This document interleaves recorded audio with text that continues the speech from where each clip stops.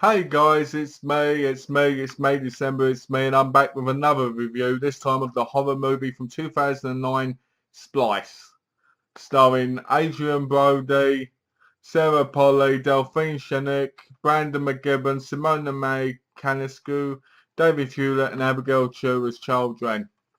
Now, I've watched a lot of slashers lately, and I've watched a lot of ghost stories lately, and I wanted to mix it up. And Donna had said about Splice in the past, and I was like, and I picked it up for $4.99 in Best Buy a few months ago. So I thought, you know what, I'll give it a go. I'll watch the movie and give you guys my opinion. So basically, Adrian Brody plays Clive and Sarah Polly plays Elsa, and they're both genetic scientists attempting to come up with a breakthrough protein that will combat against deadly diseases. And they've got these living organisms that move like worms. They've got a certain name, but I don't want to get into the mumbo jumbo scientific stuff. So, called Fred and Ginger. And basically, they kind of get together and they kind of mate kind of thing. It's really, really nice to say.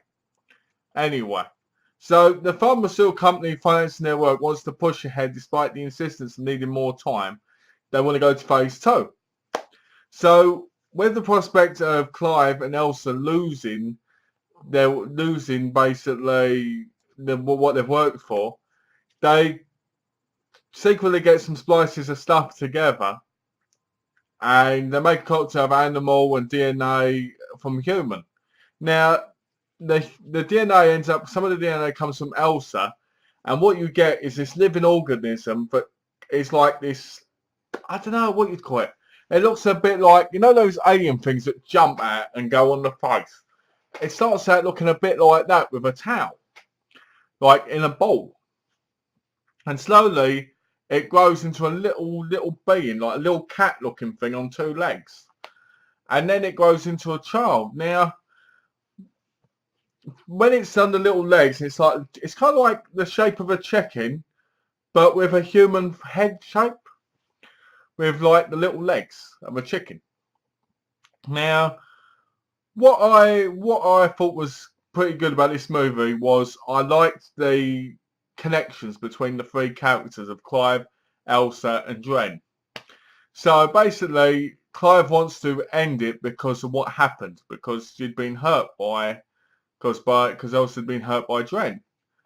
But she doesn't want him to because she's like, no, she doesn't want to hurt me. And Elsa builds this relationship with Dren, which is very inappropriate because at the end of the day, she's a test subject, and it's kind of sad because the test subject is, in a way, a little girl, but isn't at the same time.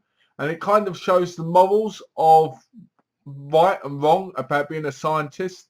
Like, just because we can possibly do something, we shouldn't do it because it can have big ramifications in the long run and consequences that can affect us. So anyway, now I've said all that, I'm going to go back to the story. So basically, she starts looking after her and she starts teaching her things. And she grows pretty quickly through the film. Like, she goes from a little girl to an adult pretty quickly. But Gavin, who's Clive's brother, he wants to know what they're doing. And because Clive won't tell him, he sneaks in. And Dren attacks him, basically. A towel comes in, there's a little spike on it, which she can kill people with. Now, she doesn't kill him, but it's like the beginning of the tension rising. Because there's so much tension in this film. But it's not the type of tension you'd think. What I mean by that is, when you watch our film, you're like, oh, when's the person going to stab? When's the ghost going to come? It's the tension of the whole mindset of the characters. It's affecting you because it's one of those things that you can feel and you can see, and the characters, you know, it's so wrong. And you don't know what's going to happen. Like, you know, probably Dren's going to maybe change on them at some point, but you don't know when. And once they build this relationship with her, you're like, well, this is going to get really, really disturbing.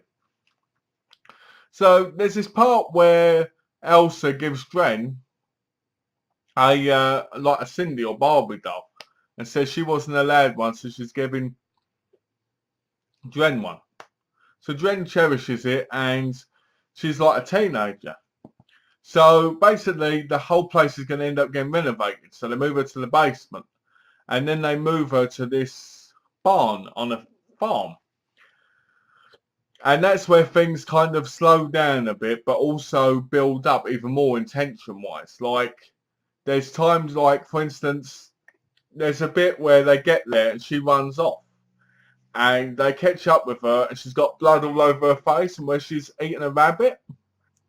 And you're sitting there going, oh. And the best bit when she goes like this at them because she thinks she's being good. And you see, Adrien can't talk, so she does like animal noises, you know, which is quite cool.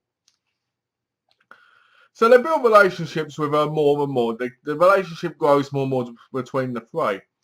And it kind of turns around from Elsa being all caring about her to Clive being all caring about her and him kind of caring about her and wanting to help her as Elsa turning into this person who doesn't like what's happening.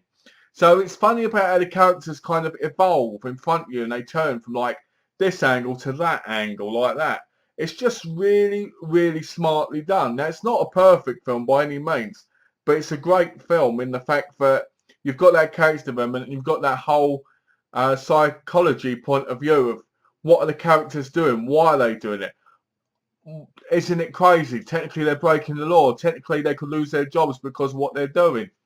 So they move forward and basically Clive ends up helping her a lot and he goes in there and he dances with her and she's giggling like and he's holding her hand and dancing with her and he looks at her and he realises that she's got Elsa's DNA in her and then he has a go at her.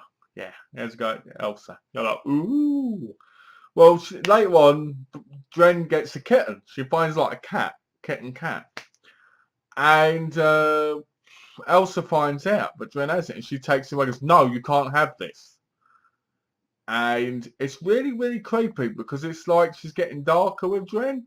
And Adrien is in pain. You can tell because she's like... So later on in the movie, she takes the cat back and says to her, it's good to have a pet.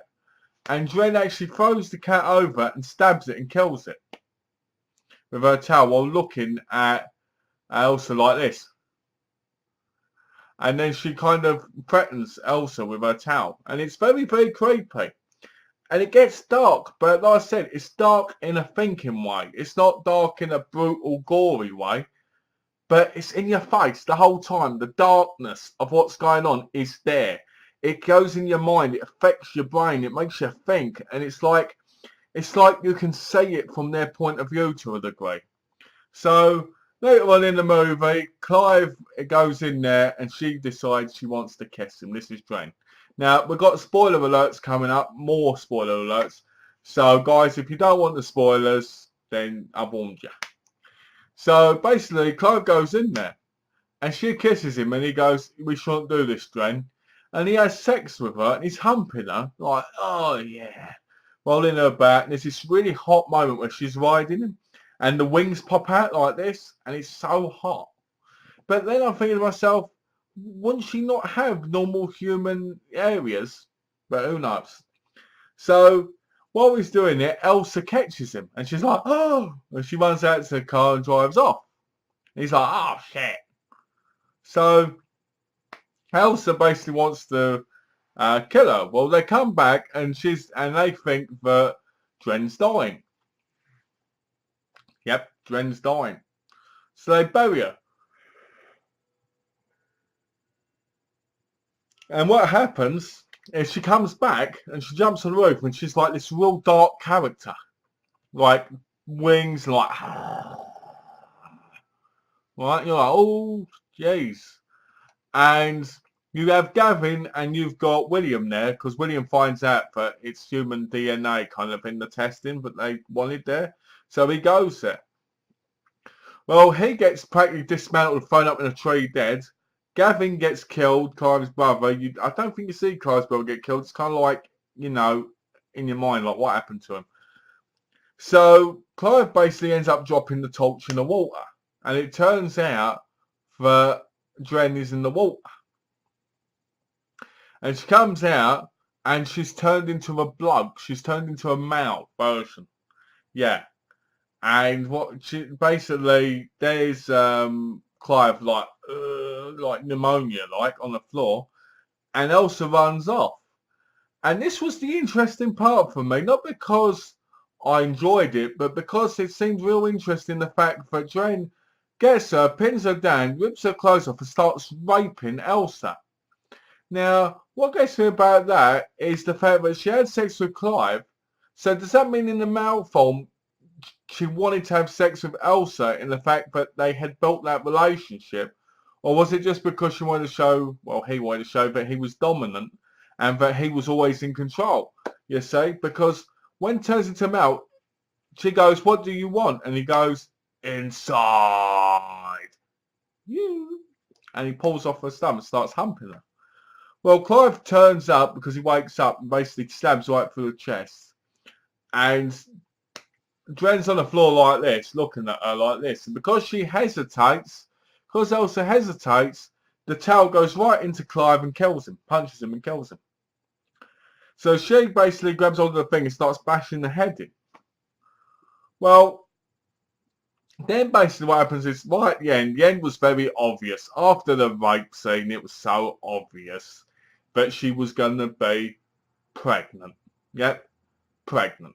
So that was the shocking finale. Now, I really, really enjoyed this film because from the moment it started, I felt like I was connecting with the characters. I felt like they were achieving greatness, and the greatness was coming at a price because you could tell they couldn't just stop. You could tell that they were obsessed with that. Like there's a part where Clive goes on about how he would like to get a bigger place because she shows him a place in a book. I think it's in a book, and he says, well, no, it might have been on the online thing.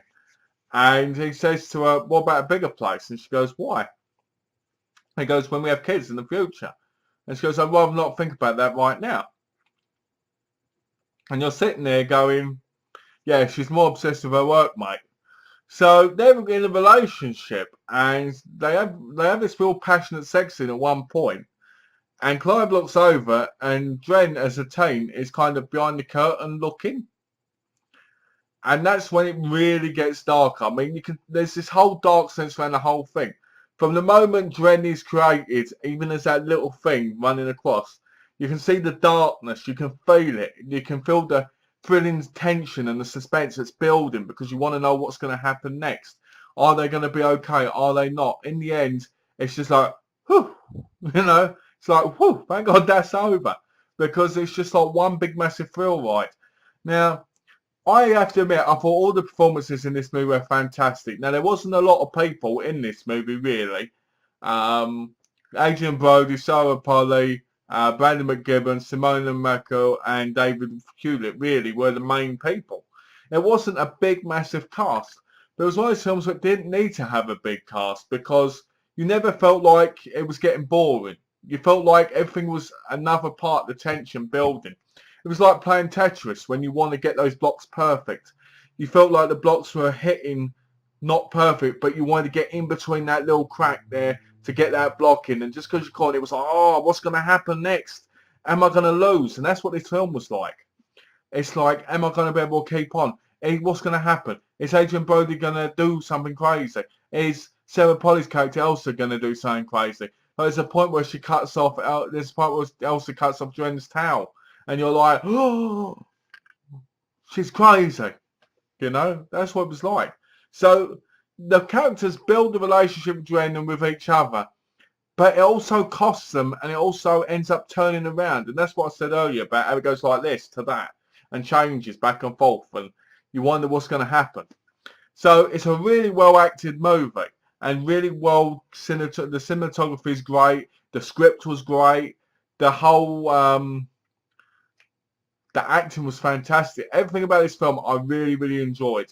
I thought it was a real thrill ride. I thought it was great. Normally when I watch a movie, I end up looking at something or that halfway through. Through this, nope. Watched it all the way through about 10 my eyes off the screen once.